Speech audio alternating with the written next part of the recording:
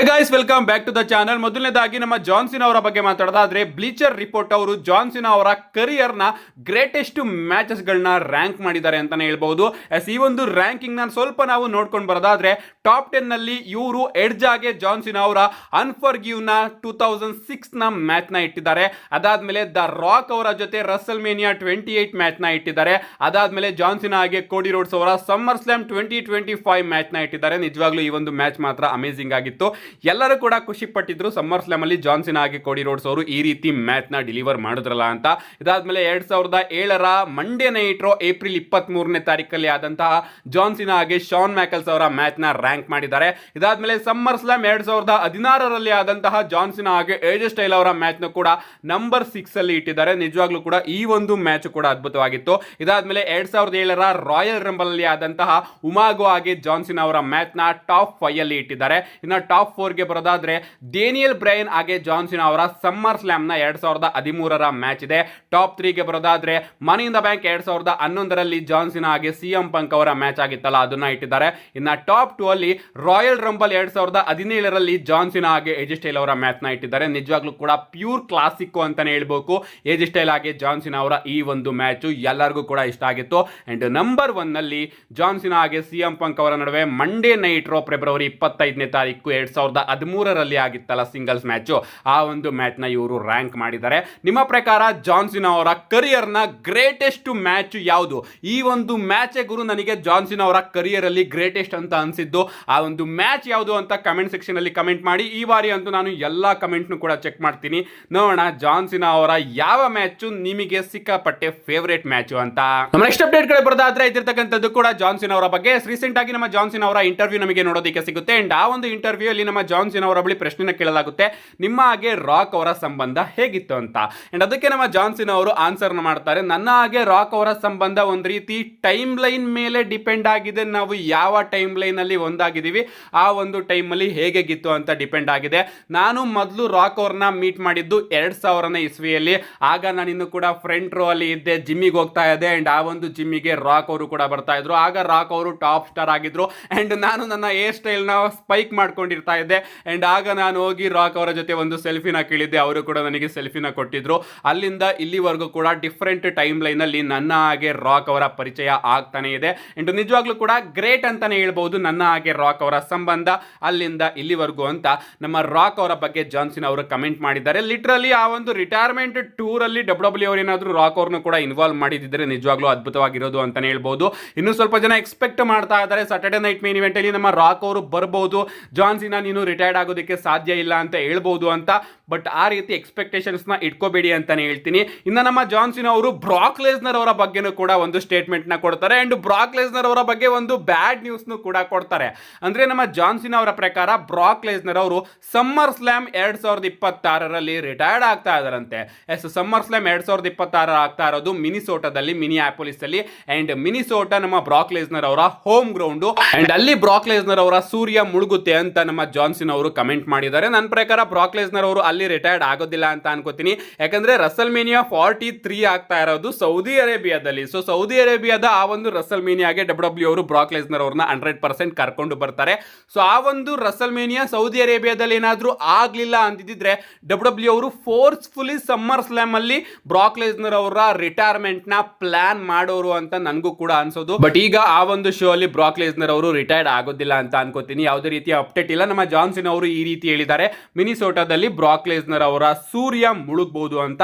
ಅಷ್ಟೇ ಅಲ್ಲ, Russell ಪಲೂಸದಲ್ಲಿ ಬ್ರಾಕ್ Lesnar ಅವರು ಏಕೆ ಅಷ್ಟೊಂದು ಕ್ವಾಶ್ ಮಾಡಿ ನನ್ನನ್ನ ಸೋಲ್ಸಿದ್ರು ಅಂತಾನೂ ಕೂಡ ಜಾನ್ ಸಿನಾ ಅವರು ಹೇಳ್ತಾರೆ. ಅಂದ್ರೆ ಮುಂದೆ ಯಾರಾದ್ರೂ ಬ್ರಾಕ್ ಲೆಸ್ನರ್ ಅವ್ರನ್ನ ಸೋಲ್ಸಿದ್ರೆ ಆ ಒಂದು ಇಂಪ್ಯಾಕ್ಟ್ ಇರ್ಲಿ, ಇವನು ಒಂದು ದೊಡ್ಡ ಕೆಲಸನ ಡಬ್ಲ್ಯೂ ಅಲ್ಲಿ ಸಾಧನೆ ಮಾಡಿ ಬಂದಿದ್ದಾನೆ ಅಂತ ಎಲ್ಲರಿಗೂ ಕೂಡ ಗೊತ್ತಾಗ್ಲಿ ಅಂತ ಬ್ರಾಕ್ ಲೆಸ್ನರ್ ಅವರು ರಸಲ್ ಪಲೂಸದಲ್ಲಿ ನನ್ನನ್ನ ಸ್ಕ್ವಾಶ್ ಮಾಡ್ತಾರೆ ಅಂತ ನಮ್ಮ ಜಾನ್ ಸಿನಾ ಅವರು ಕಮೆಂಟ್ ಮಾಡಿದ್ದಾರೆ. ಏನೇ ಆಗ್ಲಿ ಗಾಯ್ಸ್, ನಿಮ್ಗೆ ಅನ್ಸುತ್ತೆ ಬ್ರಾಕ್ ಲೆಸ್ನರ್ ಅವರು ನಿಜವಾಗ್ಲೂ ಕೂಡ ರಿಟೈರ್ಡ್ ಆಗ್ತಾರಾ ಇಲ್ವಾ? ನಿಮ್ಮ ನಿಮ್ಮ ಅನಿಸಿಕೆನ ಕಮೆಂಟ್ ಮಾಡಿ. ನನ್ನ ಪ್ರಕಾರ ಅಂತೂ ರಸಲ್ಮೇನಿಯಾ 43 ತನಕ ನಾವು ಯಾರು ಕೂಡ ಇದ್ರ ಬಗ್ಗೆ ಥಿಂಕ್ ಮಾಡದೇ ಇರೋದೇ ಒಳ್ಳೇದು. ನಮ್ಮ ನೆಕ್ಸ್ಟ್ ಅಪ್ಡೇಟ್ ಕಡೆ ಬರೋದಾದ್ರೆ ಇದಿರ್ತಕ್ಕಂಥದ್ದು ಸಾಟರ್ಡೆ ನೈಟ್ ಮೈನ್ ಇವೆಂಟ್ ಬಗ್ಗೆ. ಇದೇ ಡಿಸೆಂಬರ್ 16ನೇ ತಾರೀಕು ಇಂಡಿಯಾದಲ್ಲಿ ನಮಗೆ ಸಾಟರ್ಡೆ ನೈಟ್ ಮೈನ್ ಇವೆಂಟ್ ನೋಡೋದಕ್ಕೆ ಸಿಗ್ತಾ ಇದೆ. ಜಾನ್ ಸಿನಾ ಅವರ ಕರಿಯರ್ ನ ಲಾಸ್ಟ್ ಮ್ಯಾಚ್ ಕೂಡ ಅಲ್ಲೇ ಆಗ್ತಾ ಇದೆ. ಅಂಡ್ ಡಬ್ಲ್ಯೂ ಅವರು ಟೋಟಲ್ ಆಗಿ 4 ಮ್ಯಾಚಸ್ ಗಳನ್ನ ಆ ಒಂದು ಶೋಗೆ ಅಫಿಷಿಯಲ್ ಆಗಿ ಕನ್ಫರ್ಮ್ ಮಾಡಿದ್ದಾರೆ. ಮೊದಲನೇದಾಗಿ ಅಂಡ್ ಮುಖ್ಯವಾಗಿ ನಮಗೆ ಜಾನ್ ಸಿನಾ ಅವರ ಲಾಸ್ಟ್ ಮ್ಯಾಚ್ ನೋಡೋದಕ್ಕೆ ಸಿಗ್ತಾ ಇದೆ. ಜಾನ್ ಸಿನಾ ಅವರು ತನ್ನ ಕರಿಯರ್ ನ ಲಾಸ್ಟ್ ಮ್ಯಾಚ್ ಅಲ್ಲಿ ಗಂತರ್ ಅವ್ರನ್ನ ಫೇಸ್ ಮಾಡ್ತಾ ಇದ್ದಾರೆ. ಅಂಡ್ ಈ ಒಂದು ಮ್ಯಾಚ್ ಕಾರ್ಡ್ ನ ಗ್ರಾಫಿಕ್ ಕೂಡ ಅದ್ಭುತವಾಗಿದೆ ಅಂತಾನೆ ಹೇಳ್ಬಹುದು. ಡಬ್ಲ್ಯೂ ಅವರು ಇದಕ್ಕೆ ಅಂತಾನೆ ಸಪರೇಟ್ ಮ್ಯಾಚ್ ಕಾರ್ಡ್ ಗ್ರಾಫಿಕ್ ನ ಕ್ರಿಯೇಟ್ ಮಾಡಿದ್ದಾರೆ. ಜಾನ್ ಸಿನಾ ಅವರಿಗೆ ಟ್ರಿಬ್ಯೂಟ್ ನ ಕೂಡ ಕೊಡ್ತಾ ಇದ್ದಾರೆ. ಇದಾದ್ಮೇಲೆ ನಮಗೆ ಕೋಡಿ ರೋಡ್ಸ್ ಹಾಗೆ ಒಬಾಫೆಮಿ ಅವರ ನಡುವೆ ಒಂದು ಸಿಂಗಲ್ಸ್ ಮ್ಯಾಚ್ ನೋಡೋದಕ್ಕೆ ಸಿಗ್ತಾ ಇದೆ. ಸೋಲ್ ರೂಕಾ ಹಾಗೆ ಬೇಲಿ ಅವರ ನಡುವೆ ಕೂಡ ಒಂದು ಸಿಂಗಲ್ಸ್ ಮ್ಯಾಚ್ ನಮಗೆ ನೋಡೋದಕ್ಕೆ ಸಿಗ್ತಾ ಇದೆ. ಅಷ್ಟೇ ಅಲ್ಲ, AJ Styles and Dragon Lee versus Giovanni ಇವೆಂಟ್ಸ್ ಹಾಗೆ ಲಿಯೋನ್ ಸ್ಲಾಟರ್ ಅವರ ನಡುವೆ ಕೂಡ ಒಂದು ಟ್ಯಾಗ್ ಟೀಮ್ ಮ್ಯಾಚ್ ನಮಗೆ ನೋಡೋದಕ್ಕೆ ಸಿಗ್ತಾ ಇದೆ. ಜಾನ್ ಸಿನಾ ಹಾಗೆ ಗಂತರ್ ಅವರ ಮ್ಯಾಚ್ ನ ಬಿಟ್ರೆ ಡಬ್ಲ್ಯೂ ಅವರು NXT ವರ್ಸಸ್ ಮೈನ್ ರಾಸ್ಟರ್ ನ ಸೂಪರ್ ಸ್ಟಾರ್ಸ್ ಗಳ ನಡುವೆ ಮ್ಯಾಚ್ ನ ಬುಕ್ ಮಾಡಿದ್ದಾರೆ. ಅಂಡ್ ಇದ್ರ ಬಗ್ಗೆ ನಮ್ಮ ಜಾನ್ ಸಿನಾ ಅವರು ಕೂಡ ಹೇಳಿದ್ರು, ಡಬ್ಲ್ಯೂ ಅವರು ಸಾಟರ್ಡೆ ನೈಟ್ ಮೇನ್ ಇವೆಂಟ್ ನ ಕಂಪ್ಲೀಟ್ 2 ಗಂಟೆನ ನನ್ನ ಮೇಲೇನೆ ಡೆಡಿಕೇಟ್ ಆಗಿ ಮಾಡಬೇಕು ಅಂತ ಅನ್ಕೊಂಡಿದ್ರು. ಬಟ್ ನಾನು NXT ಆಗಿ ಮೈನ್ ರಾಸ್ಟರ್ ಸೂಪರ್ ಸ್ಟಾರ್ಸ್ ಗಳ ನಡುವೆ ಮ್ಯಾಚಸ್ ಗಳನ್ನ ಬುಕ್ ಮಾಡಿದ್ರೆ ಚೆನ್ನಾಗಿರುತ್ತೆ ಅಂತ ಅವರಿಗೆ ಪ್ಲಾನ್ ನ ಕೊಟ್ಟೆ ಅಂತ ನಮ್ಮ ಜಾನ್ ಸಿನಾ ಅವರು ಹೇಳಿದ್ದಾರೆ. ನೋಡೋಣ ಗೈಸ್, ಈ ಒಂದು ಸಾಟರ್ಡೆ ನೈಟ್ ಮೇನ್ ಇವೆಂಟ್ ನ ಯಾವ ರೀತಿ ಡಬ್ಲ್ಯೂ ಅವರು ಬುಕ್ ಮಾಡ್ತಾರೆ ಅಂತ. ನೆಕ್ಸ್ಟ್ ಅಪ್ಡೇಟ್ ಕಡೆ ಬರೋದಾದ್ರೆ ಇದಿರ್ತಕ್ಕಂಥದ್ದು ಅಂಡರ್ಟೇಕರ್ ಹಾಗೆ ಏಜ್ ಸ್ಟೈಲ್ ಅವರ ಬಗ್ಗೆ. ನಿಮಗೆ ಗೊತ್ತಿರಬಹುದು, ರೀಸೆಂಟ್ ಆಗಿ ನಮ್ಮ ಅಂಡರ್ಟೇಕರ್ ಅವರು ತನ್ನ ಟ್ವಿಟರ್ ಅಕೌಂಟ್ ಅಲ್ಲಿ ಏಜ್ ಸ್ಟೈಲ್ ಹಾಗೆ ಅಂಡರ್ಟೇಕರ್ ಅವರ ಬೋನ್ ಯಾರ್ಡ್ ಮ್ಯಾಚ್ ನ ಕೆಲವೊಂದಷ್ಟು ಕ್ಲಿಪ್ಸ್ ಗಳನ್ನ ಅಪ್ಲೋಡ್ ಮಾಡ್ತಾ ಇರ್ತಾರೆ. ಅಂಡ್ ಎಲ್ಲರೂ ಕೂಡ ಕನ್ಫ್ಯೂಸ್ ಆಗಿದ್ರು ಏನ್ ಗುರು ಇದು ಅಂತ. ಅಂಡ್ ಈಗ ಅದನ್ನ ಅಂಡರ್ಟೇಕರ್ ಅವರೇ ರಿವೀಲ್ ಮಾಡಿದ್ದಾರೆ. 6 ಫೀಟ್ ಅಂಡರ್ ಅನ್ನೋ ಒಂದು ಅಂಡರ್ಟೇಕರ್ ಅವರ ಪಾಡ್ಕಾಸ್ಟ್ ಅಲ್ಲಿ ಏಜ್ ಸ್ಟೈಲ್ ಅವರು ಸ್ಪೆಷಲ್ ಗೆಸ್ಟ್ ಆಗಿ ಬರ್ತಾ ಇದ್ದಾರೆ. ಅಂಡ್ ಈ ಒಂದು ಪಾಡ್ಕಾಸ್ಟ್ ಅಲ್ಲಿ ಅಂಡರ್ಟೇಕರ್ ಹಾಗೆ ಏಜ್ ಸ್ಟೈಲ್ ಅವರು ಕೂತ್ಕೊಂಡು ಬೋನ್ ಯಾರ್ಡ್ ಮ್ಯಾಚ್ ನ ಕಂಪ್ಲೀಟ್ ಡೀಟೇಲ್ಸ್ ನ ಎಕ್ಸ್ಪ್ಲೈನ್ ಮಾಡ್ತಾರಂತೆ. ಯಾವ ರೀತಿ ಆ ಒಂದು ಸೆಟಪ್ ನೆಲ್ಲದನ್ನು ಕೂಡ ಕ್ರಿಯೇಟ್ ಮಾಡಿ ಒಂದು ಗ್ರೇಟೆಸ್ಟ್ ಲಾಸ್ಟ್ ಮ್ಯಾಚ್ ನ ಯಾವ ರೀತಿ ಕ್ರಿಯೇಟ್ ಮಾಡಿದ್ರು ಅಂತ. ಏನೇ ಆಗ್ಲಿ ಗೈಸ್, ಆ ಒಂದು ಟೈಮ್ ಅಲ್ಲಿ ಆ ರೀತಿ ಸಿನಿಮ್ಯಾಟಿಕ್ ಮ್ಯಾಚಸ್ ಗಳನ್ನ ನೋಡೋ ಮಜಾನೇ ಬೇರೆ ಇತ್ತು. ಯಾಕಂದ್ರೆ ಕೋವಿಡ್ ಟೈಮು ಸಿಕ್ಕಾಪಟ್ಟೆ ಅದ್ಭುತವಾಗಿತ್ತು. ನೆಕ್ಸ್ಟ್ ಅಪ್ಡೇಟ್ ಕಡೆ ಬರೋದಾದ್ರೆ ಇದ್ರತಕ್ಕಂಥದ್ದು ಕೂಡ ನಮ್ಮ ಜಾನ್ ಸಿನಾ ಅವರ ಬಗ್ಗೆ. ಇನ್ ಮುಂದೆ ನಮ್ಮ ಜಾನ್ ಸಿನಾ ಅವರ ಅಪ್ಡೇಟ್ ಗಳು ಜಾಸ್ತಿನೇ ಇರುತ್ತೆ ಅಂತಾನೆ ಹೇಳ್ಬಹುದು. ಅವರು ರಿಟೈರ್ಡ್ ಆಗೋ ತನಕ.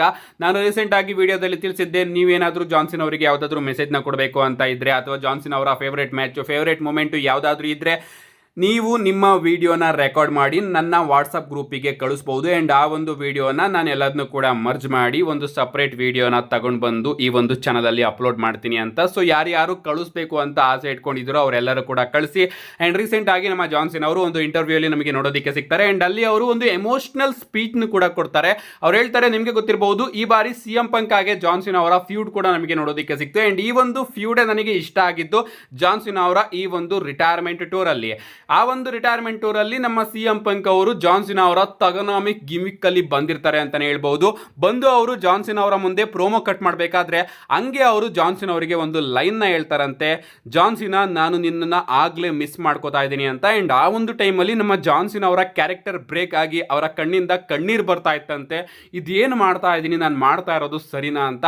ಅಂಡ್ ಈ ಒಂದು ವಿಚಾರನ ರೀಸೆಂಟ್ ಆಗಿ ಇಂಟರ್ವ್ಯೂ ಅಲ್ಲಿ ನಮ್ಮ ಜಾನ್ ಸಿನಾ ಅವರು ಶೇರ್ ಮಾಡ್ಕೊಂಡಿದ್ದಾರೆ. ಲಿಟರಲಿ ಸಿನಾ ಅವ್ರಿಗೂ ಕೂಡ ಇಷ್ಟ ಆಗ್ತಾ ಇಲ್ಲ ರಿಟೈರ್ಡ್ ಆಗೋದು, ಬಟ್ ಅವರ ಬಾಡಿ ಅವ್ರನ್ನ ಸಪೋರ್ಟ್ ಮಾಡ್ತಾ ಇಲ್ಲ. ನೆಕ್ಸ್ಟ್ ಅಂಡ್ ಫೈನಲ್ ಅಪ್ಡೇಟ್ ಕಡೆ ಬರೋದಾದ್ರೆ ಇದ್ರತಕ್ಕಂಥದ್ದು Survivor Series war games premium live event ಬಗ್ಗೆ. ಈ ಬಾರಿಯ Survivor Series war games premium live event ಸ್ವಲ್ಪ ಜನಕ್ಕೆ ಇಷ್ಟ ಆಯ್ತು, ಸ್ವಲ್ಪ ಜನಕ್ಕೆ ಕಷ್ಟ ಆಗ್ತು. ಇವನ್ ಟ್ರಿಪಲ್ ಎಚ್ ಅವರು ಕೂಡ ಸ್ಟೇಟ್ಮೆಂಟ್ ನ ಕೊಟ್ಟಿದ್ರು. ಈ ಬಾರಿ ಸರ್ವೈವರ್ ಸೀರೀಸ್ ವಾರ್ ಗೇಮ್ ಅಲ್ಲಿ ಸ್ಟಾರ್ ಪವರ್ ಸಿಕ್ಕಾಪಟ್ಟೆ ಜಾಸ್ತಿ ಇತ್ತು. ಅಂಡ್ ಅದನ್ನ ಹ್ಯಾಂಡಲ್ ಮಾಡೋದೇ ತುಂಬಾನೇ ಕಷ್ಟ. ಅಂಡ್ ಬ್ಯಾಕ್ ಸ್ಟೇಜ್ ಅಲ್ಲೂ ಕೂಡ ಕೆಲವೊಂದಷ್ಟು ಗೊಂದಲಗಳು ಉಂಟಾಗಿತ್ತಂತೆ. ಈ ಬಾರಿಯ ವಾರ್ ಗೇಮ್ ಮ್ಯಾಚ್ ಒಳಗಡೆ ಫಸ್ಟ್ ಯಾರ್ ಎಂಟ್ರಿನ ಮಾಡ್ತಾರೆ, ಲಾಸ್ಟ್ ಯಾರ್ ಎಂಟ್ರಿನ ಮಾಡ್ತಾರೆ ಅಂತ ಸೂಪರ್ ಸ್ಟಾರ್ಸ್ ಗಳು ಕೂಡ ಮಾತುಕತೆಗಳನ್ನ ಕ್ರಿಯೇಟ್ ಮಾಡ್ಕೊಂಡಿದ್ರಂತೆ. ಅಂಡ್ ಇದ್ರ ಬಗ್ಗೆ ನಮ್ಮ ಟ್ರಿಪಲ್ ಎಚ್ ಅವರೇ ಖುದ್ದಾಗಿ ಮಾತಾಡಿದ್ರು ಅಂತಾನೆ ಹೇಳ್ಬಹುದು. ಅದರೆಲ್ಲರ ನಡುವೆ ಸರ್ವೈವರ್ ಸೀರೀಸ್ ನ ಡಬ್ಲ್ಯೂ ಅವರು ಡಿಲಿವರ್ ಮಾಡಿದ್ರು, ಬಟ್ ಅದು ಸ್ವಲ್ಪ ಜನಕ್ಕೆ ಇಷ್ಟ ಆಗಲಿಲ್ಲ. ಅಂಡ್ ಈಗ ಕೇಜ್ ಮ್ಯಾಚ್ ರೇಟಿಂಗ್ ಅವರು ರೇಟಿಂಗ್ ಕೊಟ್ಟಿರೋ ಪ್ರಕಾರ 2025ರ worst premium live event Survivor Series war games ಅಂತೆ. And best premium live event Elimination Chamber ಅಂತೆ. ನಿಮ್ಮ ಪ್ರಕಾರ ಸರ್ವೈವರ್ ಸೀರೀಸ್ ವಾರ್ ಗೇಮು 2025ರ ವರ್ಸ್ಟ್ ಪ್ರೀಮಿಯಂ ಲೈವ್ ಇವೆಂಟ್ ನಿಮ್ಮ ಅನಿಸಿಕೆನ ಕಮೆಂಟ್ ಮಾಡಿ. ನನ್ನ ಪ್ರಕಾರ ರೆಸಲ್ ಪೊಲೋಸನ್ನ ನಾನು ಇಡೋದಕ್ಕೆ ಇಷ್ಟಪಡ್ತೀನಿ. ನಿಮ್ಮ ಪ್ರಕಾರ ಯಾವುದನ್ನ ಇಡ್ತೀರಾ worst premium live event list ಅಲ್ಲಿ ಕಮೆಂಟ್ ಮಾಡಿ ಅಂತ ಹೇಳ್ತಾ, see you guys in my next video.